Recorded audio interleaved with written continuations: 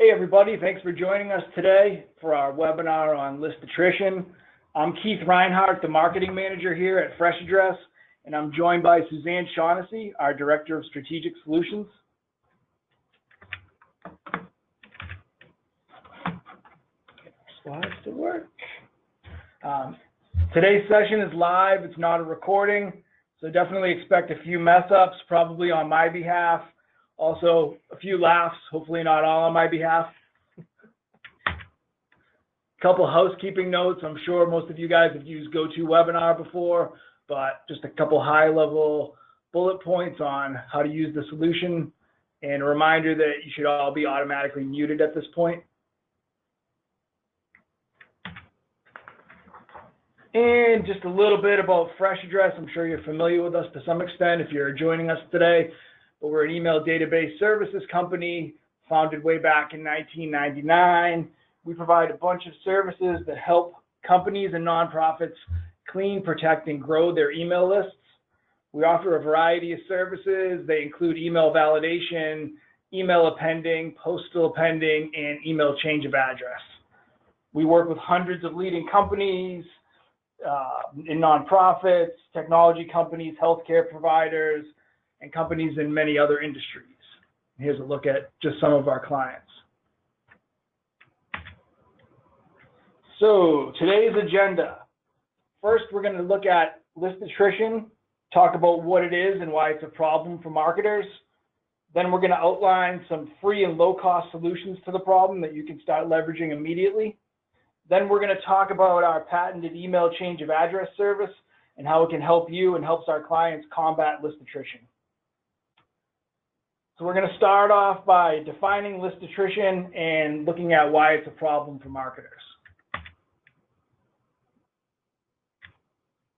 So what is list attrition? By definition, attrition is a reduction or decrease in numbers, size, or strength. And when it comes to your email list, there are some factors that contribute to attrition. So on one hand, in the red bucket, you have some of the attrition or churn that's a little more easy to detect. You've got your hard bouncing emails, you've got unsubscribes, and you've got spam complainers. On the other hand, you have inactive, or what some would call emotionally unsubscribed contacts.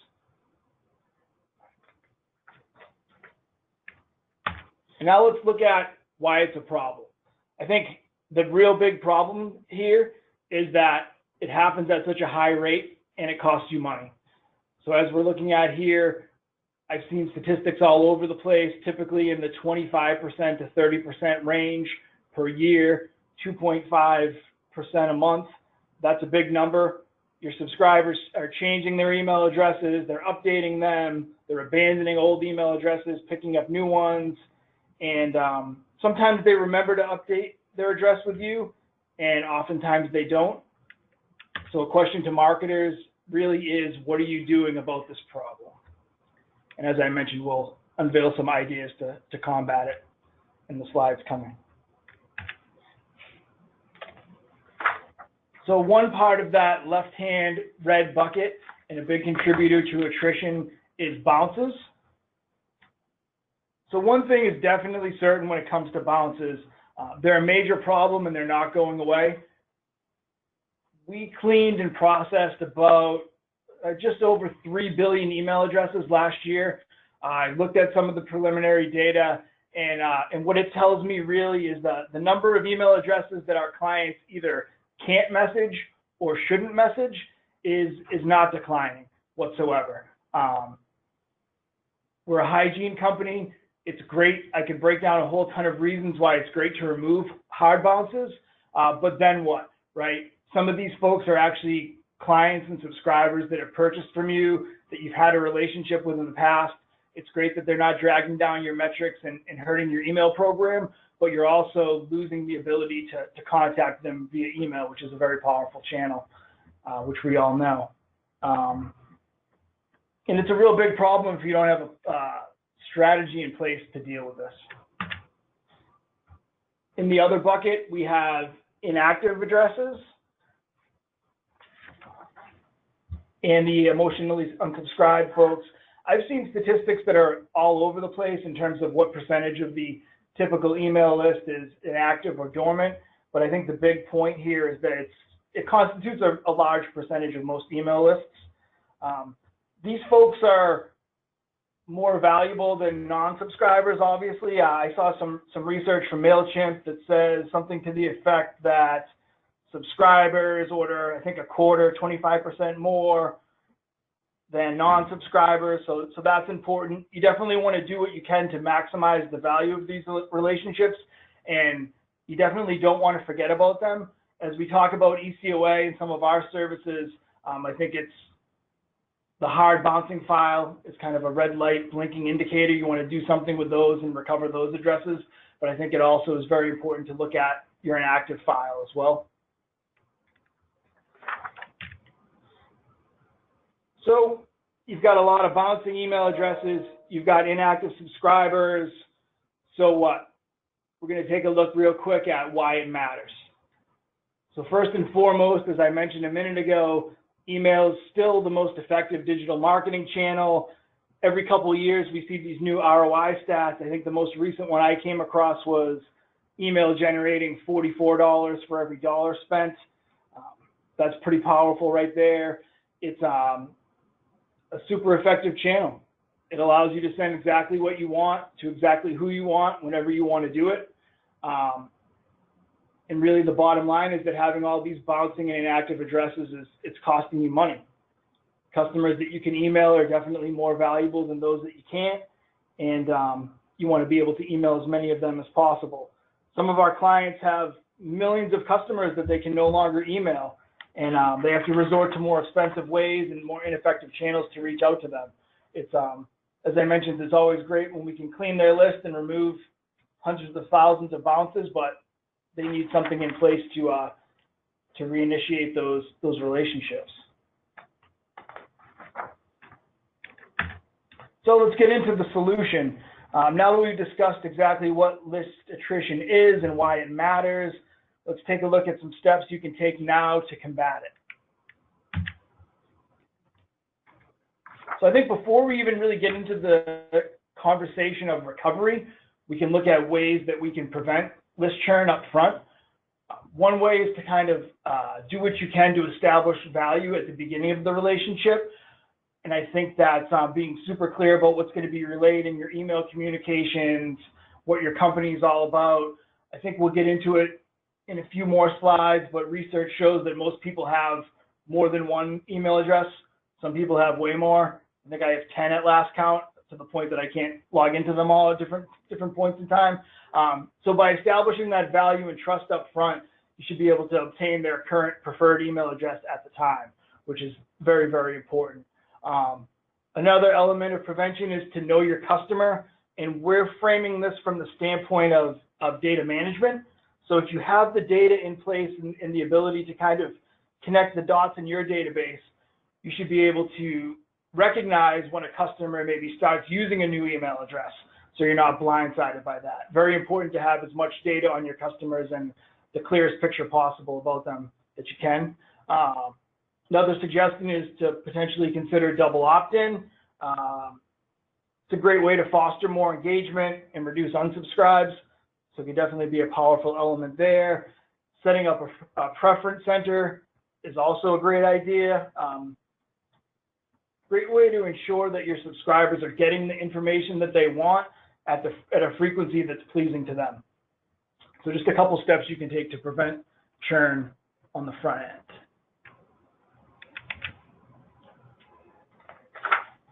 Now let's look at a couple steps you can take to recover customer email addresses when you lose them. So I think the most important thing here is to have a plan, and also to make recovery just as big of an initiative as acquisition. So I think there's some key components there to formulating a plan, knowing customer lifetime value, having a concept of what extra value being able to reach those customers via email is, and having a plan in place and having some benchmarks in place to define and monitor inactivity. So whether it's purchases, opens, or clicks, if you've got some benchmarks in place, you can keep a close eye on them and start to notice when things slip. Another one might be pretty obvious, but don't just trash those bounces and non-responsive or inactive addresses. There's a number of things that you can do with those to reinitiate some percentage of those relationships. So definitely don't trash them. And some more on recovery, a couple avenues that you can take here. One is the passive approach. You can just wait for your customer to give you their new email address. In most cases, you might be waiting for a while, but not the most recommended approach, but it's an option. There's also a more active approach, which I recommend. Could be a good idea to start by kind of cleaning your list and taking stock of what you're working with. That might help you kind of envision those two buckets before that we looked at and figure out which ones fall into that bouncing, unsubscribe, complainer bucket, which ones are inactive. And then you can kind of strategize and put together a reactivation plan, whether it's email reactivation, something from a call center, direct mail, or possibly using an email change of address service.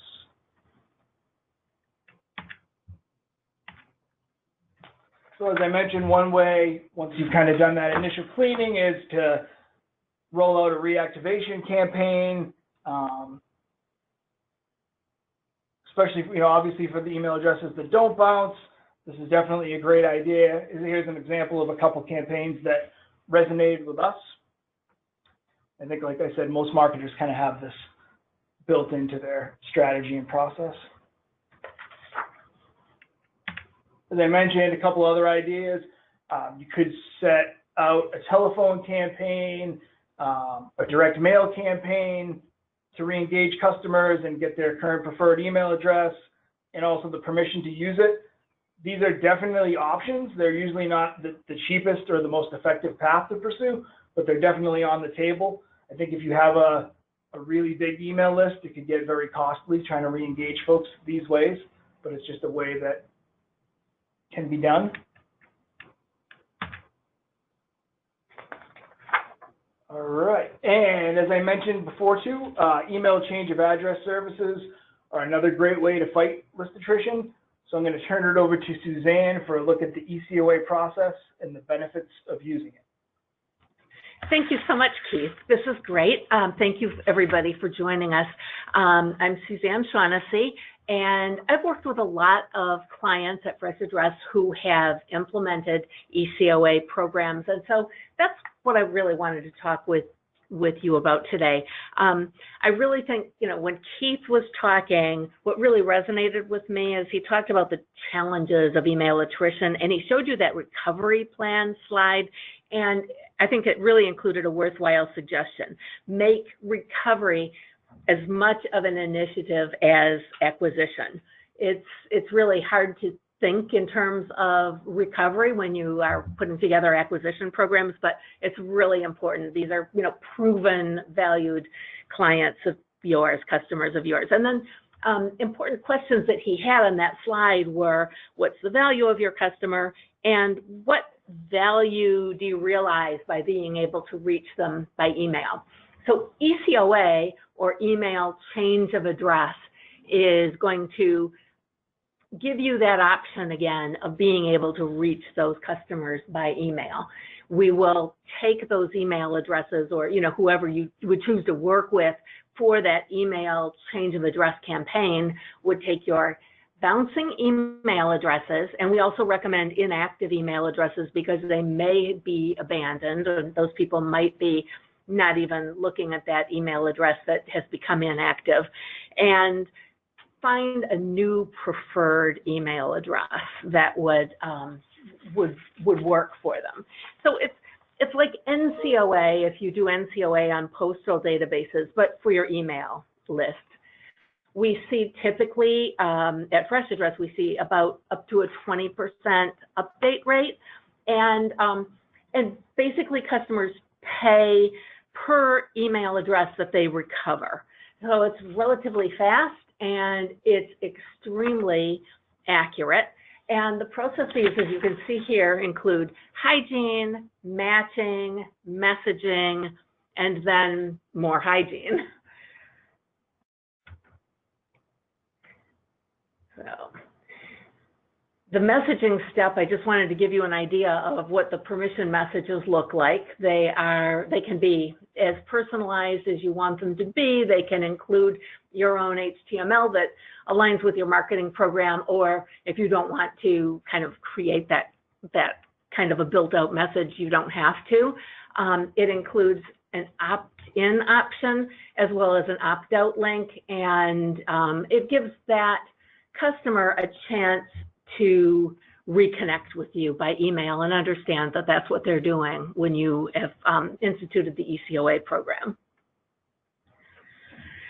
So there are really a lot of sound business reasons to, to commit to these initiatives. But, basically you're cleaning your list, you're matching it against what we call a change pair database. So every piece of data includes an old email address and a new email address.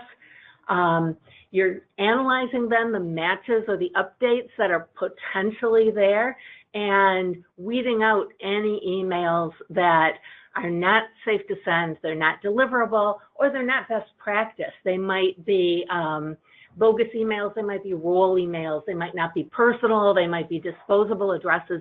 Even if those are good deliverable email addresses, they're not the email address that you really want to use to update or replace the email address that you had in your file. So that hygiene is really critical and really important to your ECOA efforts. And that final cleanse really makes sure that what you get as an update for your file, those new email addresses that you're using, are truly safe to send. They're the most valuable, updated, preferred email addresses that those customers have ever provided. And so it's perfectly in alignment with loyalty and deliverability goals that most of our clients have in mind. And it really can contribute to driving revenue from a really reliable source. And it really, again, is providing dependable, reliable, good, deliverable email addresses for you to use ongoing in your marketing efforts. So I thought it's one thing to talk about what ECOA really is, but for most people who are listening, most people want to hear the stories. How did it work in real life? So we've worked with one nonprofit organization that's a very large, established international relief and development organization, and they shared some of the success that they saw from their ECOA programs. And they had a huge portion of their legacy database that was just unreachable for them via email. And then they shared with us that reconnecting with these donors and members through ECOA has generated nearly $700,000 in new donations. So they've really been very happy with their success and initiated an ongoing ECOA program. And then on the retail side, so the for-profit community, we worked with a retailer of pet supplies, and they use emails to communicate with their loyalty program members. They send special offers, promotions, special birthday greetings, and their birthdays for the pets, that each pet gets special birthday gifts. And they realized that they had lost touch with over 40% of those members. And when they saw that, then they knew that they needed to do something drastic, and ECOA was a great and easy solution for them. And they immediately saw a 25% increase in spending in that group. So ECOA has really helped just huge numbers of businesses and nonprofits in a vast variety of verticals. And as I was preparing for this, I saw a women's clothing retailer with 2 different brands. They use ECOA to recover email addresses for 100,000 of their best loyalty customers. And a hotel chain used ECOA to reconnect with their loyalty club members whose emails had changed. An online wine distributor was able to connect with over 160,000 customers. So when we look at, a nonprofit focused on animal rescue, or an educational software company, or an online lending and realty service, a utility company, an outdoor sports retailer. They might seem to have nothing in common, but what they have in common, what the common denominator is that email is an important communications tool for all of them, and all of these kinds of businesses have succeeded in reconnecting with their high dollar value customers or donors thanks to their ECOA efforts.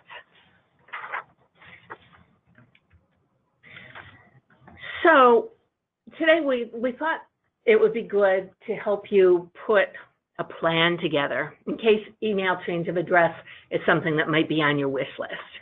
If you're talking to any company that's talking about helping you to update your email databases, you really want to understand how they're getting the data.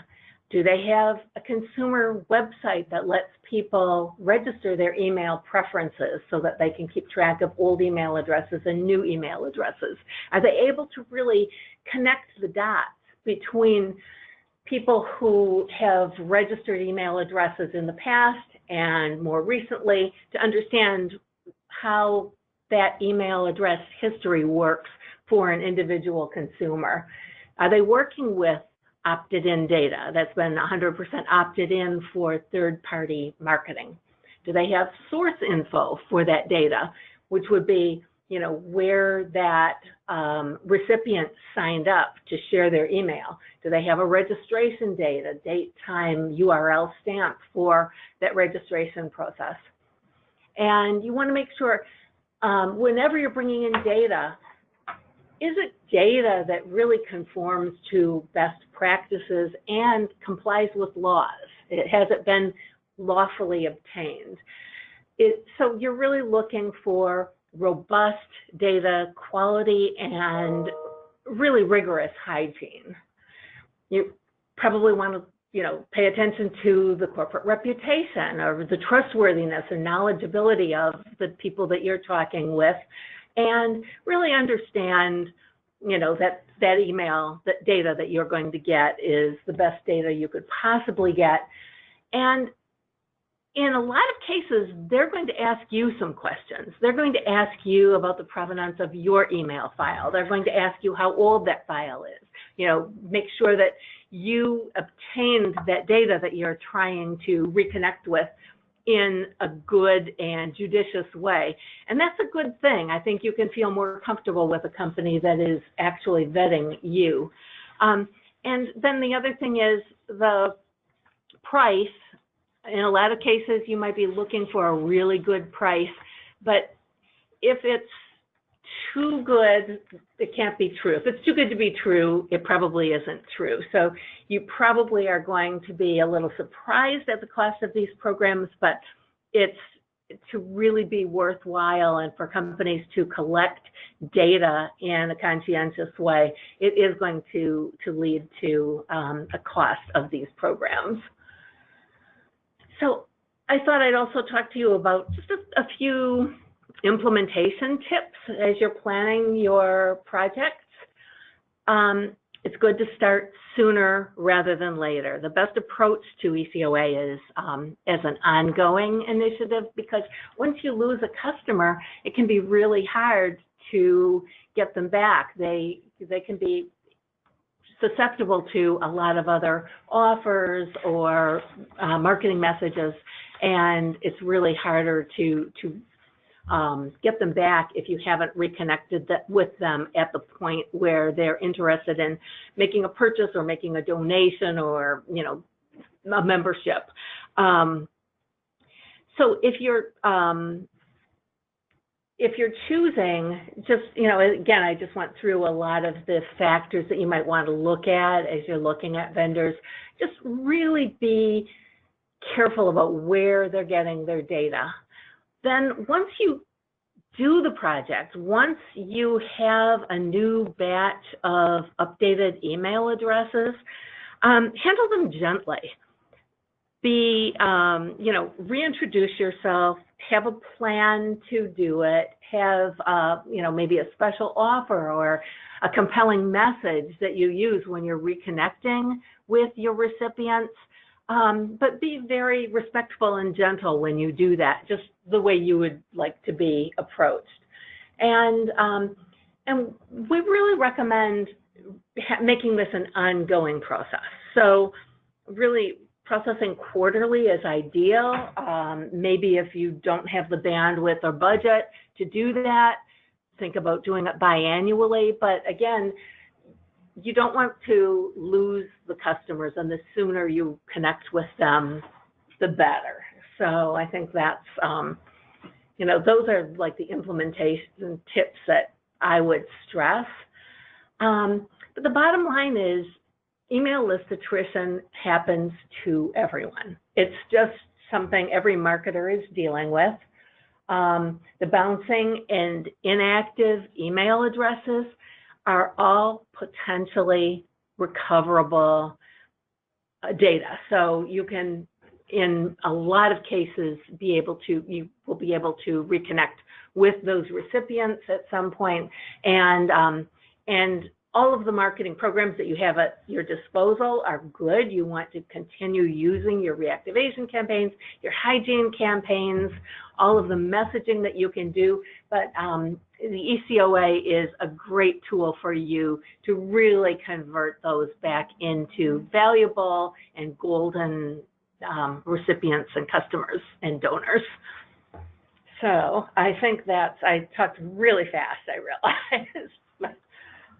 Thank you, Suzanne. We're going to open it up. If anybody wants to type in any questions right now, we're happy to field them. And if not, we can get back to you via email as well. Feel free to reach out to either of us. So I see a question about ECOA. Is ECOA meant for B2B email addresses or consumer email addresses? And the ECOA solution is really a way to reconnect with consumer data. It's there might be a little bit of B2B data that we've captured, but for the most part, that change pair database is consumer emails, you know, an old email address connected with a new preferred consumer email address. So thank you for that question. All right. Any more questions?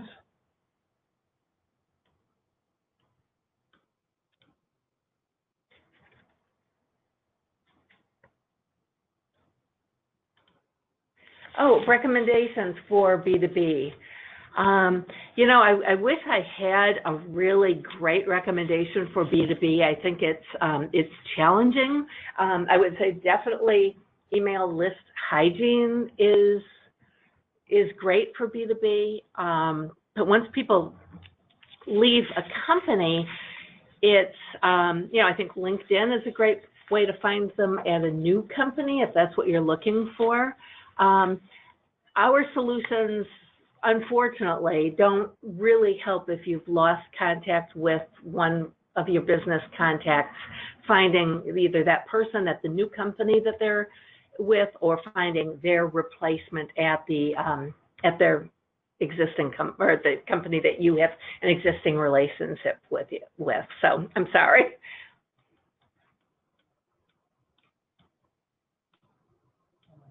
Okay. Time, is there any more questions? Let's see. Oh, sorry, we can see some of that there are questions there, and we're having trouble reading them on the screen. So.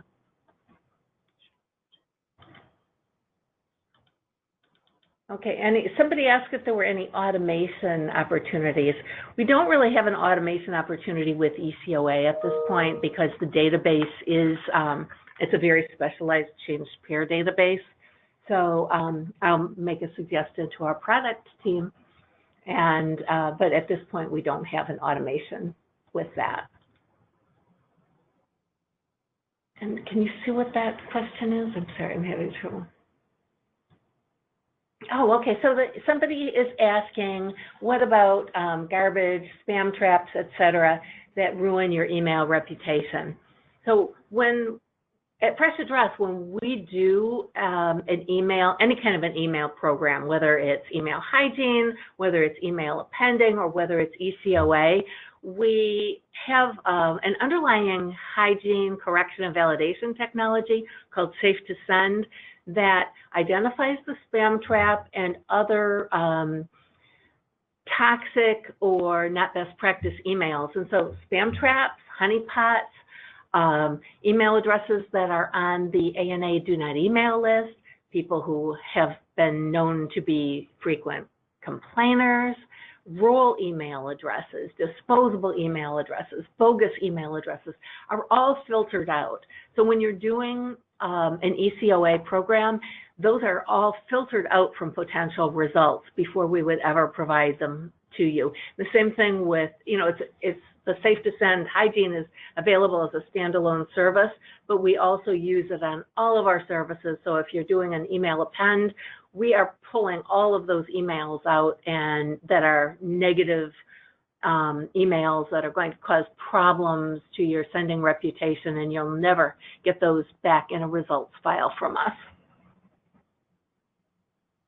Okay, so somebody is asking a question about automation for email append or email validation. And we do have automated email append service, and that's a batch email append service. It is a matter of a few hours. You send us a list of emails that need, or I'm sorry, a list of names and postal information for people you need emails for, and within a few hours we would provide you back the email addresses for those recipients.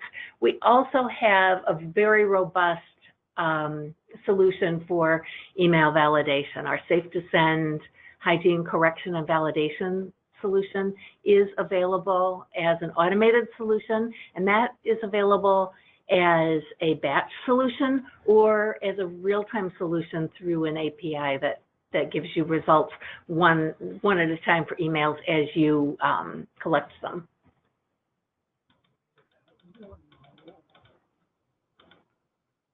So, yeah, so somebody is asking about the ability to access the product features through an API, and the ECOA is not accessible through the API, but as I mentioned, the Safe to Send solution for hygiene, correction, and validation of emails is available through the API in the real-time service. For the batch, the API isn't really necessary. That can just go through the client portal, but for real-time, it's available through the API. Let's see, I'm just looking for other. Okay.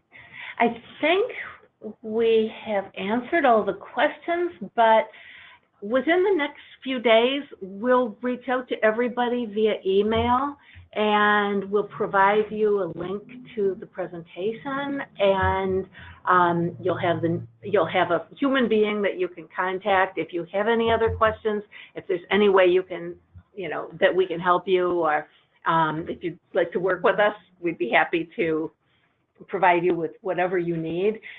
Or you can contact me, Suzanne Shaughnessy, shaughnessy@freshaddress.com, or Keith Reinhardt at kreinhardt@freshaddress.com, and we'd love to provide you with anything that you need. All right, I think that's going to do it for today. Thank you for joining us. This is going to conclude today's webinar. Thank you.